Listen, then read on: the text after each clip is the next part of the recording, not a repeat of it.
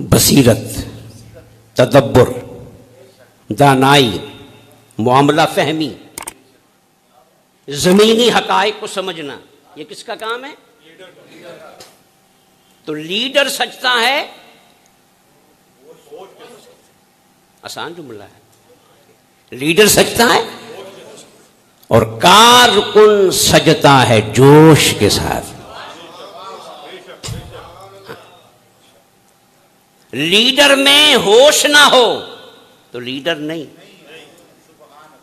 اور کارکن میں جوش نہ ہو تو کارکن نہیں۔ یہ ادھر کا جوش، ادھر کا ہوش، جب یہ ملتے ہیں تو مشن کامیاب ہوتا ہے، پھر تحریک۔ تو یہ بات یاد رکھیں، لیڈر کا کمال کیا ہے کہ وہ کیا ہو؟ ہوش مند ہو، دانش، اور کارکن کا کمال کیا ہے کہ وہ، اور لیڈر کی محبت میں اندھا ہو۔ صرف واقعات سن لینا کوئی بات نہیں ہوتی، حقیقت کو جاننا چاہیے نا۔ اب آئیے میں حضور کی ہوش کی بات ہو جائے اور ابو بکر کے جوش کی بات ہو جائے۔ وہ لیڈر کمال کا ہے، یہ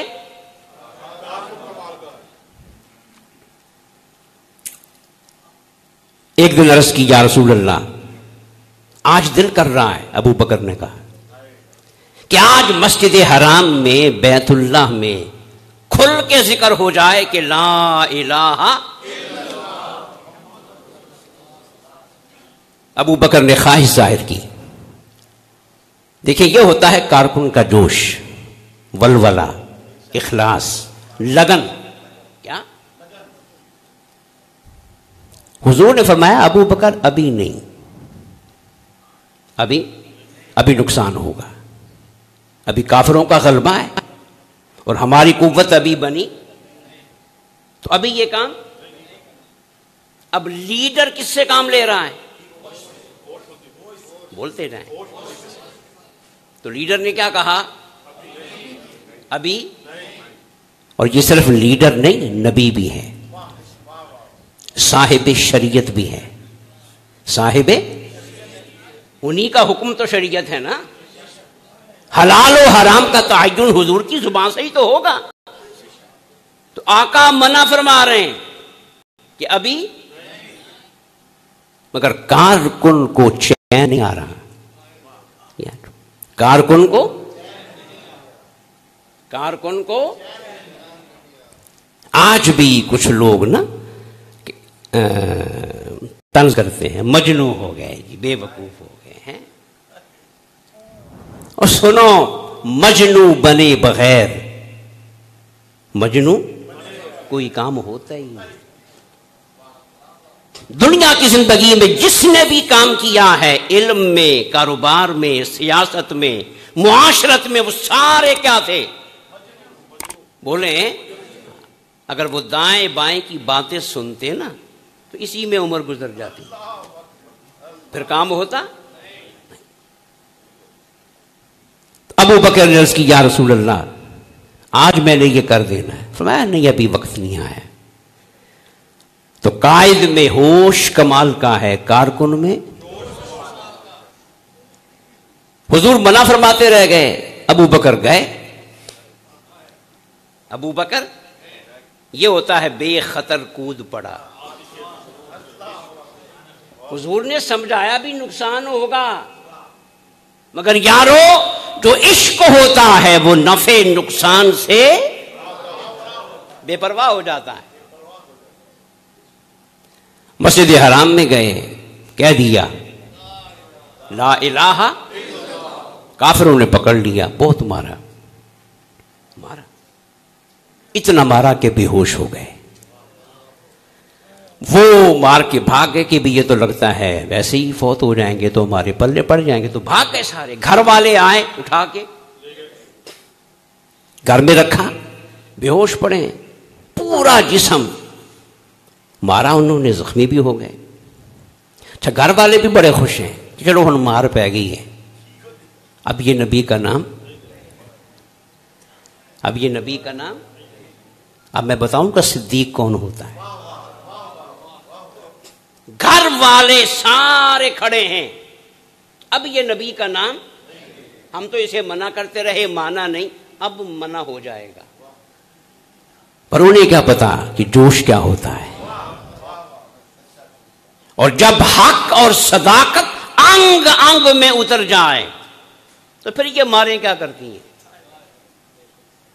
کچھ دیر بے ہوش رہے، جب چند گھنٹوں کے بعد ہوش آئی، آنکھیں کھولی، تو قربان جاؤ اس کمال کے کارکن پہ. کمال کے، یہ نہیں پوچھا میں کس حال میں ہوں، تو کیا کہا کہ یہ بتاؤ کہ میرا.